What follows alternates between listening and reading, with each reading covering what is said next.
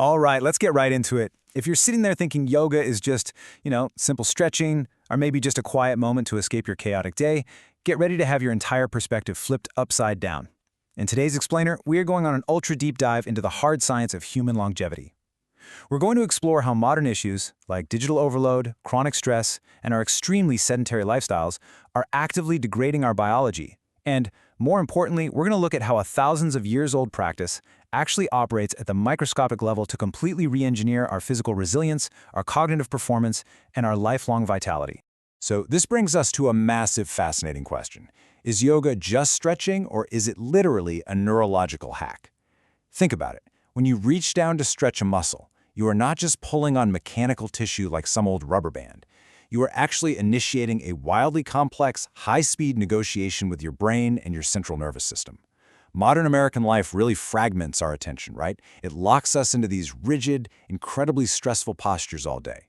What we are really doing when we step onto the mat is hacking our neurobiology to overwrite those chronic stress patterns from the inside out. So, here is our masterclass roadmap for today. First, we'll hit the neurobiology of stretching. Then, aging, balance, and proprioception. Third is joint longevity and synovial fluid.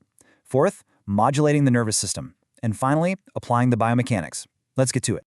Starting with Section 1, the neurobiology of stretching. Okay, we need to make a vital distinction right off the bat between two of our primary sensory systems. You've got interoception, which is basically your brain's internal map of your physiological state. Things like hunger, metabolic demand, or your heart rate. It relies on these small, relatively slow, unmyelinated fibers. But then you have proprioception. This is your body's internal GPS system. It's this highly specialized mechanical sense of exactly where your limbs and joints are in space at any given microsecond. And here is the kicker. Proprioception runs on highly myelinated, rapid-fire nerve fibers. We're talking about signals shooting up to your spinal cord at up to 120 meters per second. That is incredibly fast. Because of those lightning-fast signals, what happens during a stretch is literally a microscopic tug-of-war inside your tissue. On one side, you have muscle spindles. Think of these as your protective alarm system. They lie parallel to your muscle fibers, and they are constantly sensing changes in length and speed. If you move or stretch way too fast, boom, they trigger an immediate reflexive contraction to stop you from tearing the muscle. But on the other side of this tug-of-war, you have your Golgi tendon organs, or GTOs for short. These sit right at the tendon junctions, and they sense tension, not length. When GTOs activate, they do the exact opposite. They actually trigger a reflex to relax the muscle, making sure the tendon doesn't snap under heavy mechanical loads. All right, let's see how this all builds into a highly actionable biological hack. If you just aggressively force a stretch, those muscle spindles are going to violently contract. You're fighting yourself. But if you intentionally back off, say about 20% from your maximum range, and just hold a moderate stretch, something completely magical happens. When you maintain that tension for more than 7 seconds, the Golgi tendon organs flip the switch. They activate what's called the IB afferent neural pathway. This sends a signal straight to the inhibitory interneurons in your spinal cord, causing a phenomenon known as autogenic inhibition. To put that in plain English, your nervous system actually overrides that protective muscle spasm and explicitly commands the muscle to safely relax and lengthen. So, true flexibility? It's an active neurological achievement, it's not just a physical one. Moving right along to Section 2, aging, balance, and proprioception. Now, as we age, there's a really dangerous silent cascade that starts to accelerate in the background. Naturally, over time, we begin to lose those muscle spindles we just talked about. Because we have fewer of these proprioceptive receptors, our brain is suddenly getting way less data. Less input means slower neuromuscular reaction times. We literally start losing our balance. But it doesn't stop there. Remember, every system affects every other system.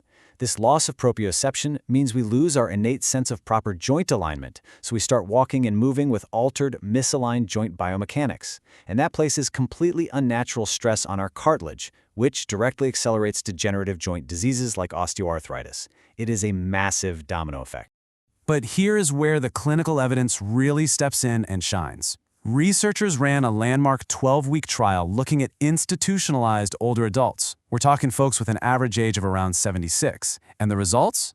Highly statistically significant. By committing to a structured, prop-supported yoga program, these participants saw drastic improvements in both static and dynamic balance, not to mention their overall functional mobility. And crucially, their psychological fear of falling absolutely plummeted. This is huge. It proves we can actively slow down and actually even reverse age-related proprioceptive loss. We can literally rebuild that internal GPS system. So how do we rebuild it? Well, one of the most effective tools used to achieve this is called drishti. Basically, it's a fiercely focused gaze. You see, sustaining equilibrium requires your brain to do some intense, real-time integration. It has to sync up your visual system, your vestibular inner ear, and those proprioceptive cells all at once. So, when you hold a really challenging balance pose and you aggressively anchor your visual focus on just one single point, you're training these three systems to coordinate seamlessly against gravity. Do that consistently over time, and those signals become deeply ingrained neurological patterns of alignment. You're wiring your brain for balance. Which leads us perfectly into Section 3, joint longevity and synovial fluid. This brings us to a biological concept I absolutely love: mechanonutrition. Here's the deal.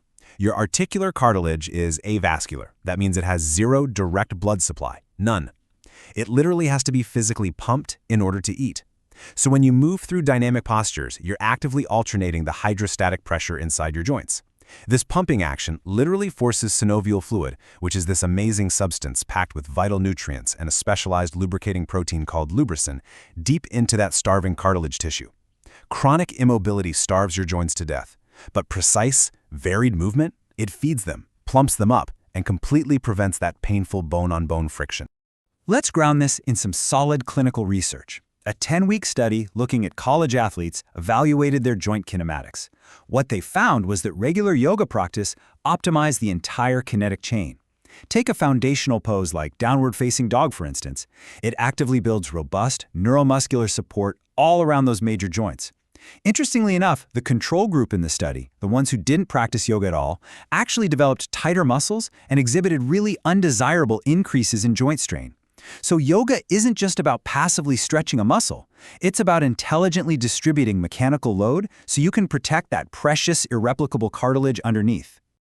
All right, diving into Section 4, modulating the nervous system.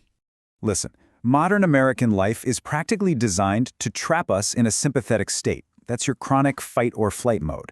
It's marked by sky-high cortisol and raging systemic inflammation. And let me tell you, that state absolutely destroys your sleep quality and obliterates your mental focus. But by using mindful breath and deliberate movement, you can forcefully shift your biological machinery into parasympathetic dominance. That's the rest and digest state. This shift instantly lowers your heart rate, optimizes your digestion, and loudly signals to your body that it's time to begin deep cellular repair. You simply cannot achieve deep work or deep recovery while your body is locked in a sympathetic panic response. And the biochemical evidence for this shift? It is completely undeniable. Regular practice significantly drops specific, highly measurable markers of systemic inflammation in your bloodstream. We're talking about things like C-reactive protein and interleukin-6. These are the exact inflammatory cytokines that drive joint degradation in osteoarthritis. At the very same time, this practice actually increases your serotonin levels and decreases monoamine oxidase, which is an enzyme that unfortunately breaks down your key neurotransmitters.